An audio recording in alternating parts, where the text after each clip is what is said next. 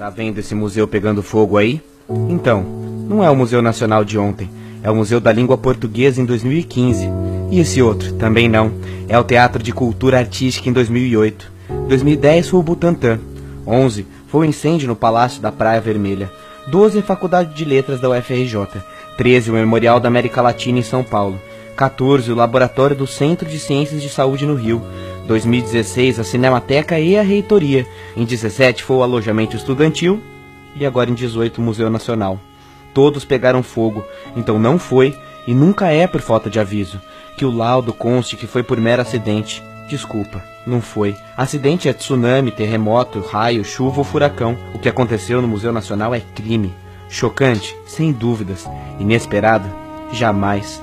Escreva esse vídeo na madrugada do incêndio. Não consigo dormir. É como se todo o país queimasse. As notícias dizem que não há vítimas. Eu discordo.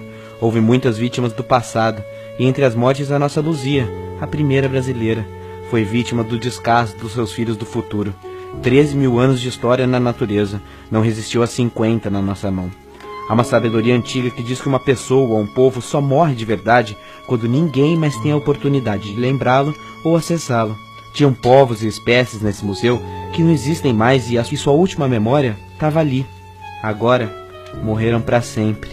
Triste o país que acha que pode sonhar com o futuro sem preservar o seu passado. E aí? Suave? Não, né?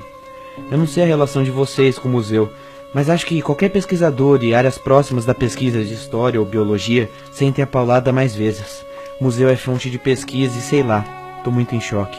A gente nunca fala nada sobre museu, então agora a minha ideia é fazer um mix de história, reflexão e desabafo para entender como algo assim acontece no Museu Nacional, no maior acervo do país. E o pior é saber, vai continuar acontecendo. 6 de julho de 1818. A família real mal chegara ao Brasil e logo Dom João VI funda o primeiro museu brasileiro. O prédio não era esse de ontem. Esse, mais robusto e chique, inspirado no que havia de mais moderno na Europa, era simplesmente a casa da família real. O museu ficava na Casa dos Pássaros, no centro do Rio. Desde aquela época, o acervo já contava com obras raras.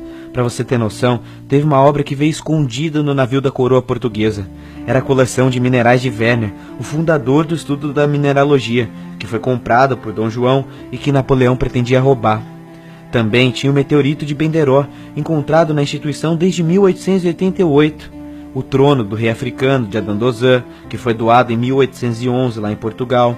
Enfim, a família real, que nadava em dinheiro, gostava ao menos de colecionar arte. Olha o Dompas no Egito aí comprando relíquias e múmias para o nosso museu.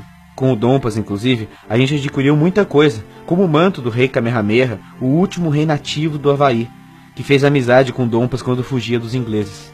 Enfim, foi só em 1892 que o museu fora transferido para a Quinta da Boa Vista, onde estava até ontem. Isso aconteceu porque a proclamação da República e o exílio da família imperial queria apagar os luxos do Império, e o museu ocuparia esse lugar.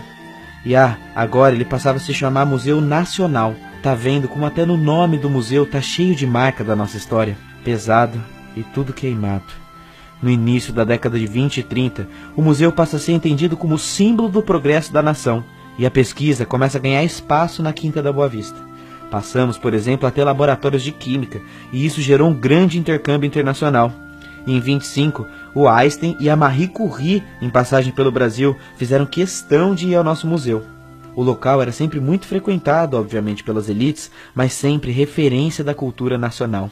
Depois, nasceu a ideia de que o museu era uma instituição voltada para o povo.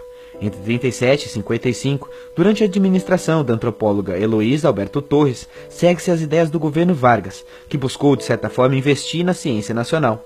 Em 46, o museu passa a ser administrado pela UFRJ. Em 50, o último presidente do Brasil visita o museu. E sim, é isso mesmo que você ouviu. O último presidente a visitar o museu foi JK. E na ocasião, inclusive, ele parecia profetizar o futuro sombrio que vinha pela frente.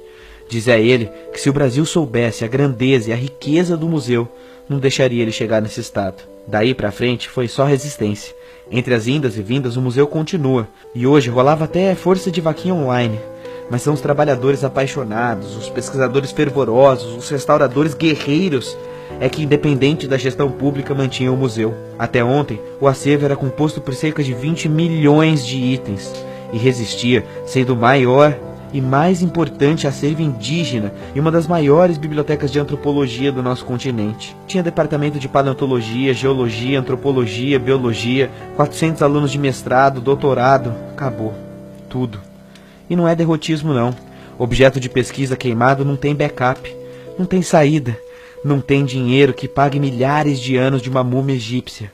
Muitos talvez não entendam a dimensão do que é perder um museu e podem imaginar que isso é só velharia. Mas sabe por que pensam nisso? Porque nós não frequentamos museus. Museu tem muito mais do que isso. E engana-se quem acha que é perder o passado. Pense, por exemplo, numa espécie de animal rara, batizada e depositada nesse museu há 100 anos. A referência fica ali para sempre, para os povos do futuro estudarem. O museu, então, é o mais próximo do que podemos ter de uma viagem no tempo, para o passado e para o futuro. Imagina a própria Luzia. Perdemos não só o passado de 13 mil anos dela, mas todas as descobertas que o futuro poderia fazer sobre a Luzia e sobre nós. Entende o tamanho do dano incalculável e infinito que estamos passando? É passado, presente e futuro contaminados. Inclusive, vamos falar de presente. Que estado é que estava o museu? De competência do governo federal, o Museu Nacional, como até o Louvre, é público, e guardar patrimônio é estratégia nacional. Aliás, isso não é nem luxo, é lei. A Lei 11.904, que versa sobre o Estatuto dos Museus, onde a palavra preservação aparece 8 vezes. Na prática, porém, isso é bem longe da realidade. Sobre as verbas, a instituição vinha sofrendo cortes orçamentários há pelo menos 3 anos. Desde 2014, a verba de 520 mil anuais não chegava completa nunca.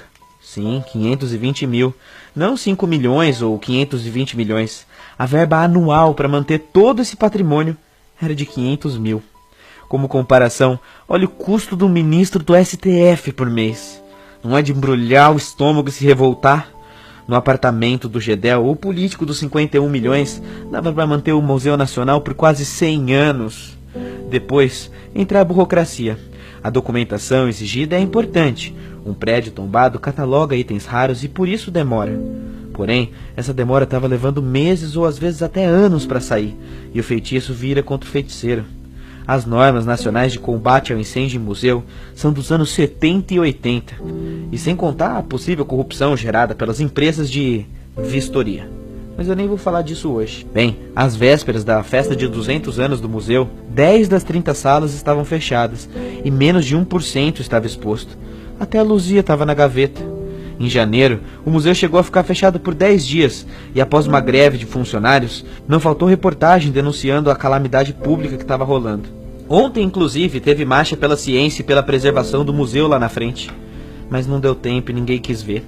Aparentemente precisa pegar fogo literalmente para a gente acordar para o que está acontecendo e dar valor. E sabe o que está escrito pro roteiro dos próximos dias, né? Vai aparecer algum especialista, vai culpar alguém ou talvez nem isso. Os governos vão continuar agindo com total descaso ao patrimônio público. As paredes de outros museus vão continuar caindo. E os políticos, sabe o que eles vão prometer? Reconstrução. Oportunidade de licitação desviada. Como se dinheiro trouxesse de volta 10 mil anos de história.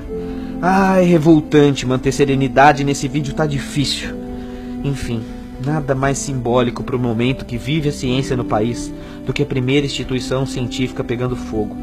É a falência total do Brasil, mas não só a falência econômica, é a falência cultural, ética. Porque ok, é bem verdade que a grande culpa é do poder público. Mas me fala uma coisa, e você? E eu? Qual foi a nossa última vez no museu? O Museu Nacional, por exemplo, custava 8 golpinhos para entrar e tá cheio de museu gratuito por aí. Qual foi a última vez que lhe passou na cabeça conhecer a história ao invés de sair para qualquer outro rolê? Museu é visto como luxo, exótico, e não é. Não é para ser. Frequentar museu é encarnar a história viva, é ir além do livro, é ver e visitar nossa história material, nossa cultura material. Se ao menos uma lição pudermos aprender com a morte do Museu Nacional, é que a gente deve frequentar museus. Porque o museu queimando não é apenas um museu queimando, é a história de um país, de uma humanidade queimando.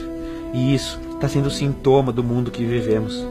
Não é à toa que tiranos destroem museus quando invadem países. O imperador romano Júlio César fez isso lá atrás na biblioteca de Alexandria. Hitler fez isso quando invadiu Paris. O ISIS faz isso até os dias de hoje quando destrói monumentos em suas ações. Matar um museu é o jeito mais rápido de aniquilar um povo, pelo menos simbolicamente. Um povo sem passado não consegue reconstruir seu futuro. Sem ciência, sem educação, sem acesso ao conhecimento, simplesmente não dá. Museus são o pilar, o símbolo de tudo isso. E como coloca maravilhosamente bem o texto do Felipe Figueiredo, do Nerdologia e Xadrez Verbal, é no museu onde se encontram muitas perguntas e se buscam muitas respostas. Quem somos? De onde viemos? Qual a nossa origem? Tá tudo ali. Será que vamos finalmente entender que a história não é doutrinação, coisa de vagabundo ou qualquer coisa que o valha? Será que vamos perceber que cortar a verba da cultura significa isso na prática? Termino meu vídeo muito triste, citando a placa da Cápsula do Tempo de 1972, afixada no jardim do museu. Nela, muitos itens lá da época depositados e um desejo, que o povo conservasse o museu e abrisse a cápsula somente em 2022. Nosso descaso destruiu tudo antes disso. Todos que por aqui passem, protejam esta laje, pois ela guarda um documento que revela a cultura de uma geração e um marco na história de um povo que soube construir o seu próprio futuro.